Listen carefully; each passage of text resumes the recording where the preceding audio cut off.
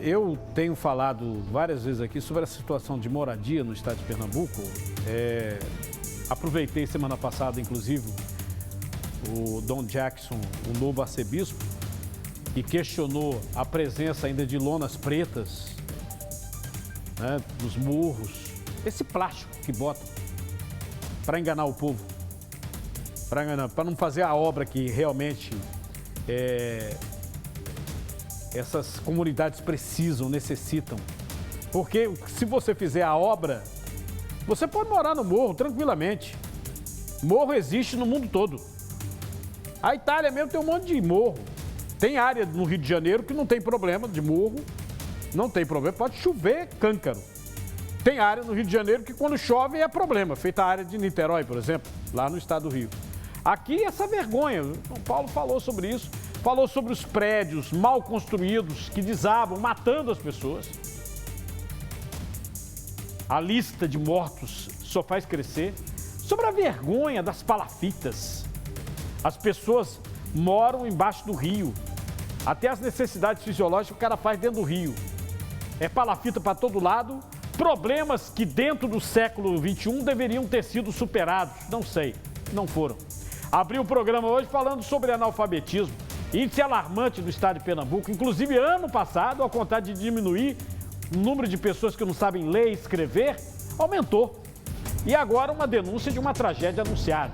1 ano e 3 meses depois do desabamento de parte da área de lazer de um condomínio que deixou 2 mortos em Jaboatão dos Guararapes, moradores temem que o prédio todo desabe.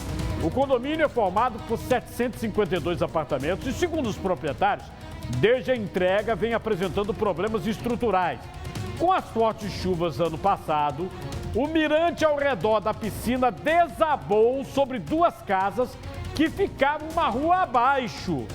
2 pessoas morreram, 9 ficaram feridas, 30 desalojadas. Nós vamos mostrar agora a situação no local. Como estão vivendo as pessoas prejudicadas. Vê no ar. As lembranças do deslizamento que aconteceu há mais de 1 ano e 3 meses são as marcas dolorosas que Glaucio José carrega até hoje, quando perdeu a companheira. Muita tristeza, muita dor. Saber que perdi minha esposa, né?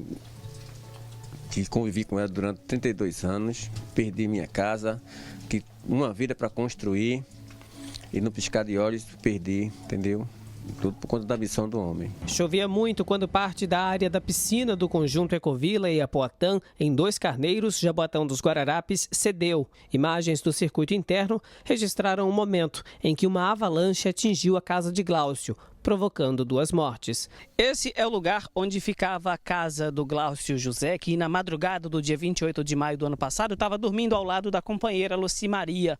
Os 2 ficaram soterrados depois que o muro de arrimo que sustentava a piscina do conjunto Ecovila caiu. Ela não resistiu e o serralheiro foi retirado depois de 7 horas pela população. Além de Luci, o cunhado dela, Francisco Claudino, também morreu por causa do deslizamento. Na parte de cima, os problemas estruturais do condomínio, que foi entregue em 2017, já vinham sendo relatados pelos moradores. A esmagadora maioria dos apartamentos aqui sofre com os mesmos problemas de infiltração nos quartos, mofo dentro dos quartos, a gente tem que passar produto todo mês aqui, mina água dentro do banheiro quando cai esse tipo de chuva. Em alguns apartamentos já estourou o cerâmico embaixo, você conserta ela abre em outro lugar por uma questão de distanciamento não foi feito. Material todo muito barato. Quando eles vêm aqui para resolver alguma coisa, é debaixo de muito chamado sendo feito, muita briga acontecendo. O tipo de chamado muda muitas vezes. No começo você ligava para um telefone, depois mudou para um e-mail, depois mudou para um chamado dentro do site. Eles vêm, aplicam um produto, você assina alguma coisa lá no tablet deles. Com 1, 2 meses depois, mesmo problema de novo. Rapaz, e os proprietários afirmam que acionaram a construtora desde que os problemas começaram a surgir. Mas até hoje não houve solução. E o medo é que uma nova tragédia aconteça, veja. Eu tenho 72 anos e estou com medo de ficar no meu apartamento. Os prédios, os caixões, tudo rachado. Eu quero saber de quem vai ser a culpa, porque a gente compra vocês, Caixa Econômica, vocês emprestam o dinheiro da gente para essas empresas fazerem casa para cair, como está em Olinda, em Jaboatão, em todo canto, só falta cair essa barreira aqui. Porque para Se o engenheiro for bom, ele vai ver que essa ladeira daí é uma mão de força para isso aqui. Fizeram um aterro para fazer a área de lazer. E esse aterro caiu matando pessoas. E até hoje, nem prefeitura, nem governador, nem presidente da república, nem CREA, nem o CAU. Ninguém está vindo aqui resolver os problemas da gente. A gente quer o Ministério Público resolvendo isso. Porque daqui a pouco vocês vão ver na televisão, o Ecovila desabou. Eu, inclusive, reitero o que a senhora disse com uma pergunta. 15 mortos num prédio, 18 no outro. Qual foi o dono de uma empresa construtora desse tipo de prédio que caiu ou seguradora que não demoliu, que está preso, está em cana, por 18 mortos em um, mais 15 no outro, 2 nesse? Qual que está em cana? Não tem ninguém na cadeia. Tem alguma indenização paga? Nada, nada. Há 1 ano e 3 meses, parte da área de lazer desabou sobre 2 casas de uma rua abaixo, matando 2 pessoas, deixando 9 pessoas feridas. Após esse tempo, com rachaduras e infiltrações se agravando, os proprietários temem uma outra tragédia. Vem comigo.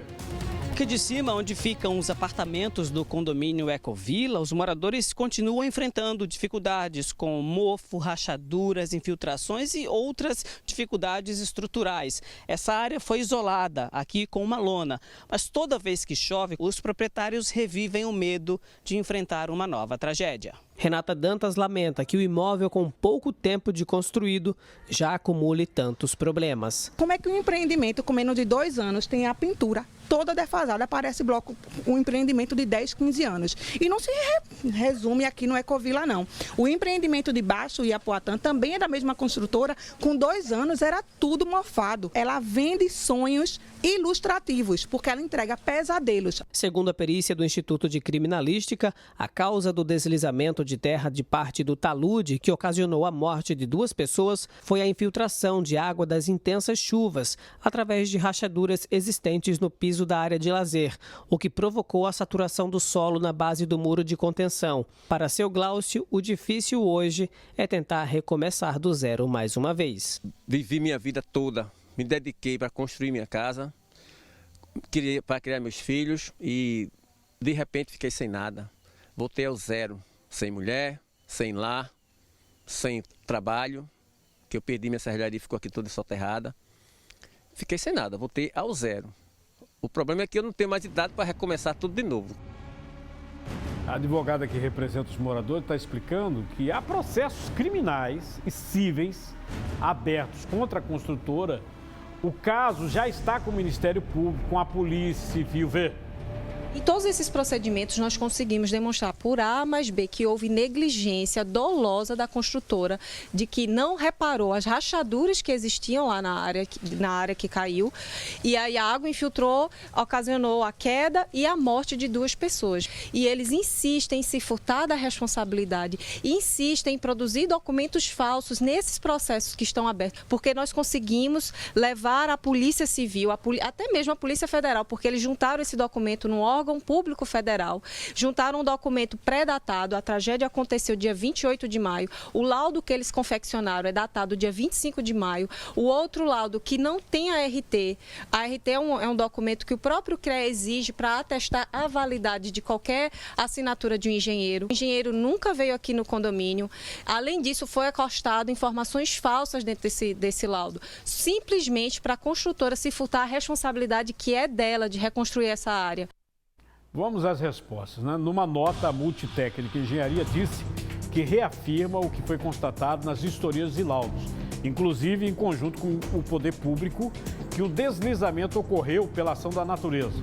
Disse ainda que os laudos emitidos por técnicos competentes, experientes e de vasta referência no mercado concluem que não existe nenhum elemento que comprove qualquer tipo de vício oculto ou aparente que tenha sido fator do deslizamento do talude e que os documentos técnicos foram devidamente apresentados aos órgãos competentes, comprovando que o empreendimento foi construído respeitando as normas técnicas e as boas práticas que são exigidas.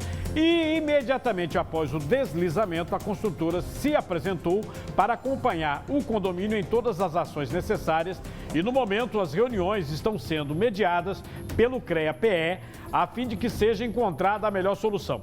A Caixa Econômica Federal já informou que o residencial teve suas obras financiadas junto à Caixa pela empresa Multitécnica Engenharia, que obedeceu os critérios estabelecidos na época, bem como a legislação vigente. Sobre o acidente de 2022, decorrente das chuvas, informa que acionou a consultora para a adoção das medidas cabíveis e vem acompanhando a atuação da empresa e dos órgãos públicos envolvidos e analisando a elaboração do cronograma para a realização do serviço.